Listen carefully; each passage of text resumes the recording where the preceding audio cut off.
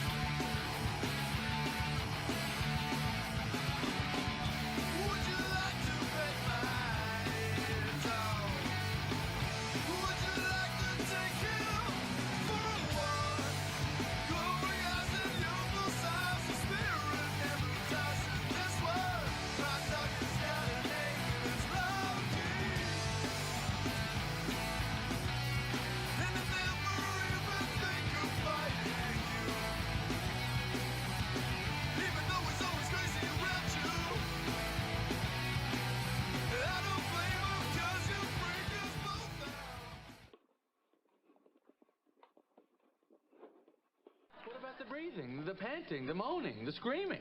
Fake. Hey guys, how's it going? So my question for NASA is, how are you ensuring the safety of our astronauts in a vacuum? I want to make sure our astronauts have the proper training to survive the deadly vacuum of space. Proper training means you train in an environment that most closely resembles the harsh environment you'll be exposed to. Now, there are two issues that I have with NASA's training practices. Number one involves the fact that NASA trains astronauts in a swimming pool, when in actuality they are supposedly going to be working in the exact opposite environment of outer space. And my second issue with NASA is its ability to even create a vacuum here on Earth that is sufficiently similar to the alleged vacuum of outer space. So before we begin, let's see how NASA creates a vacuum here on Earth. Spaceball 1 has now become Mega Made. Good. Remarkable. Now, commence Operation Vacuum-Suck.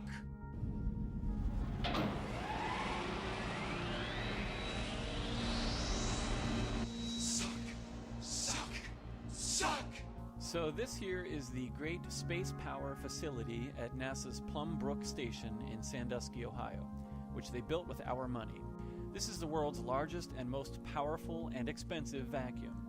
Some of the test programs that have been performed at the facility include high-energy experiments, full-scale rocket fairing separation tests, Mars lander system tests, deployable solar sail tests, and International Space Station hardware tests. I mean, construction costs were astronomical. So is the upkeep and maintenance. And obviously there's no astronaut training going on in there. And a little later I will show you exactly what they do with it. They use it for propaganda videos and drop a feather and a bowling ball. Ugh. Anyways, so first off, this chamber makes a high vacuum. That's all it can do. And this high vacuum is 3 levels before the vacuum of outer space. So it's not even as powerful as the vacuum of space in which they will be working. And for those of you who don't think a vacuum is powerful, and that the pressure difference between a vacuum and the atmosphere in which we live is not powerful, check out what a vacuum can lift, and then think about what it would do to a puny tin can in space, or a wimpy spacesuit, especially over time, or if there's any minuscule imperfection or leak. So check this out. We're loading 42-inch 480 wall steel pipe, 3 to a truck. Pipe are about 40 feet in length, and they weigh about 9,000 pounds. We're loading them with an AccuVac vacuum attachment on a 450 John Deere hoe.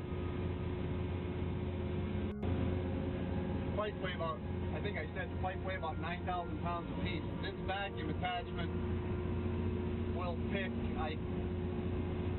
this one I think will pick 30,000 pounds. That's 15 tons just on a vacuum.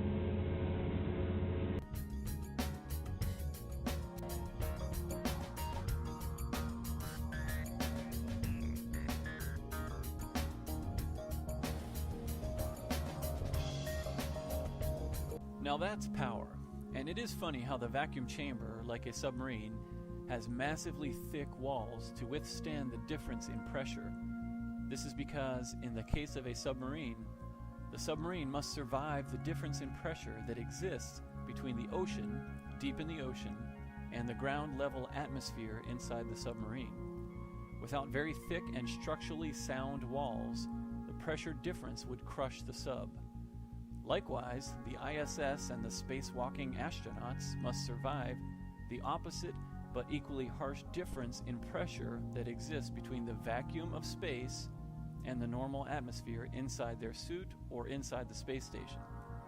So again, it's funny that they need extremely thick and structurally solid walls for a submarine and a vacuum chamber, but for some reason, in the more powerful vacuum of outer space, you can survive in a flimsy spacesuit or the tin can known as the ISS. Sounds legit. To illustrate this even further, on the vacuum scale, this monstrosity of NASA, our great space power facility, is only a high vacuum. You can see from the chart that outer space is 3 levels of vacuum beyond NASA's most powerful vacuum, which they don't even train in anyways. And all of NASA's other vacuum chambers are only medium vacuums. So right there, that's a fail. They can't even recreate the vacuum of outer space, and they don't train in a vacuum. There's almost no footage at all of any astronauts even in a vacuum chamber, and plus, they even tell you it's their policy to only train underwater. They don't train in a vacuum chamber. This is a complete fail. I'll come back to this point in a minute, but before that, I want to discuss the major problems I have with NASA's policy of training astronauts in a gigantic swimming pool. And really, the only alleged benefit of training underwater in a pool, they say, is that it simulates zero gravity. Well, actually, it doesn't even simulate zero G. It only simulates zero G on camera, in a video, making videos, but not in practice. To summarize why training underwater is a complete fail, I made a list of 8 problems with training underwater as opposed to training with something like a zero-G wire system in a warehouse. So here we go.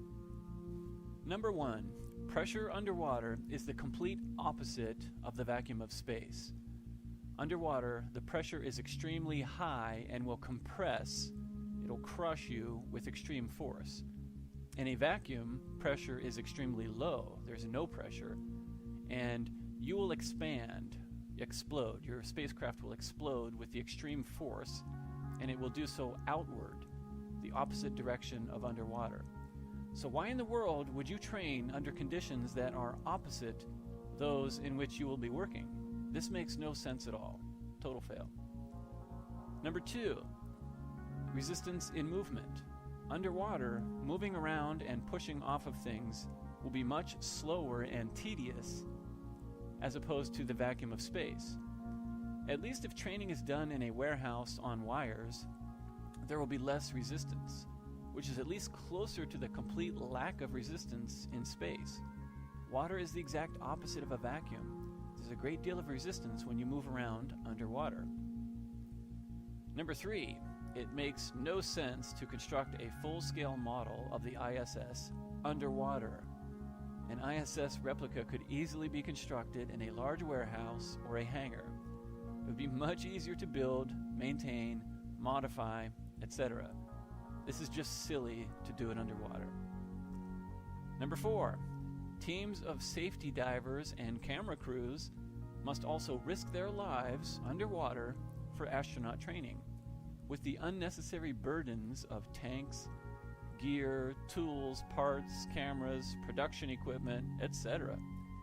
Instructors could be more helpful in a normal environment with astronauts on wires in a warehouse. It would also be easier for the camera crews to fake it. Number 5, it costs millions to maintain the gigantic swimming pool. The underwater ISS model, the crews, equipment, it would be a fraction of the cost to use a warehouse with wires and a normal ISS replica. Common sense. Number 6, the performance and integrity of a spacesuit underwater is going to be the opposite of how it would perform and hold up in a vacuum. Training on wires at normal atmospheric pressure would at least be closer to movement in a vacuum than underwater, and how a spacesuit would react. A real vacuum chamber testing would be the best, but again, training underwater makes no sense. Number 7, weight distribution, inertia, movement, and reactions would be completely different underwater. Training to move and work with zero-G wire systems in a normal atmosphere would be closer to the alleged vacuum of space. Number 8, spacesuits, gear, tools, equipment, spare parts, etc. are all designed for use in space, in a vacuum, not underwater. Tools such as drills, wrenches, hammers, bolts, quick releases, they would all behave completely differently underwater. This makes no sense to train to use these underwater. I'm astonished by how difficult it is to actually move around. The idea, like from the movie Gravity, that you could like reach out and grab something with one of these gloves? No way. Not gonna happen. So, there are no benefits to training underwater, in my opinion.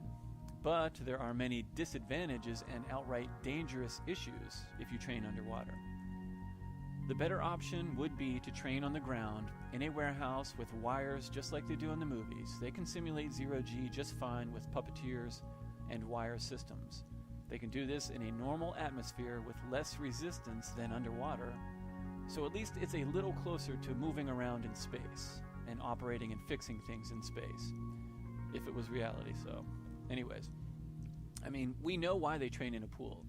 It's for the simple reason that on camera, floating around in a pool has the appearance of floating in space. That's it. Otherwise, it makes no sense whatsoever to train underwater. In fact, it's just silly and foolish. But we don't use our brains and ask questions about what they do with our hard-earned money. We just see it on the news and we believe it. Now, here is one of the few instances of an astronaut supposedly in a vacuum chamber. This could be made for TV drama from the 60s, but I think it's probably real. I think that they tried to use a spacesuit in a vacuum chamber, but quickly realized that it's impossible, at least in a high vacuum. So they immediately started their policy of only using swimming pools to train, and completely ignoring and remaining silent on the absence of vacuum chamber training of astronauts. And check out the caption.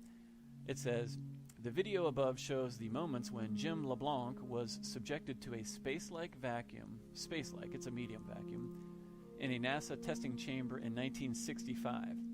Interestingly, although an accident, it's one of the only experiments into how a human would cope in such conditions, and thus our modern knowledge of the effects rely upon this incident."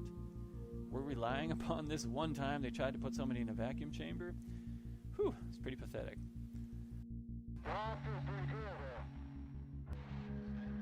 As I stumbled backwards, I could feel the saliva on my tongue starting to bubble just before I went unconscious. And that's kind of the last thing I remember. Wow, that's pretty crazy. And originally I had a clip of the BBC video with Brian Cox where they dropped a feather and a bowling ball in a pathetic attempt to prove gravity, and I had to take it out because that was the first thing that got this video blocked. And I'll put the link in the description, but it's a horrible spectacle showing how they waste massive amounts of our tax money as they prepare the gigantic space power facility and operate it just to film the propaganda feather and bowling ball drop. And they all react like it's the greatest thing they've ever seen, and I don't know about anyone else, but I'm sick and tired of working my butt off so these jokers can waste my money on ridiculous productions like this. I mean, this facility is enormous, and even just sitting there unused, it takes massive amounts of money to maintain. And even more so when all of the workers have to show up and operate it for the propaganda. Heck, every time you shut the giant door, it probably costs thousands of dollars. And again, we pay them to create propaganda for us. Not the best use of capital, in my opinion. And then the next clip is the one that just got this video removed, and this was the clip from Smarter Every Day. I guess he didn't like how ridiculous he and astronaut Donald Pettit looked when they discussed the shutters on the cupola of the International Space Station. They basically talk about the tiny little O-rings that are used to create a seal for the 7 handles that open and close the shutters. They operate the handles from inside the cupola, and these handles close the shutters on the outside of the space station. So for me, the worst part was how ignorant Donald Pettit was when asked what to do in the event of a leak in the seal. He's like, then you have a leak. Probably seal off the cupola. There's probably a plan. I don't know off the top of my head, but there's probably a plan to replace the mechanism. It might require a spacewalk, all nonchalantly. And it's like, what in the world is he thinking?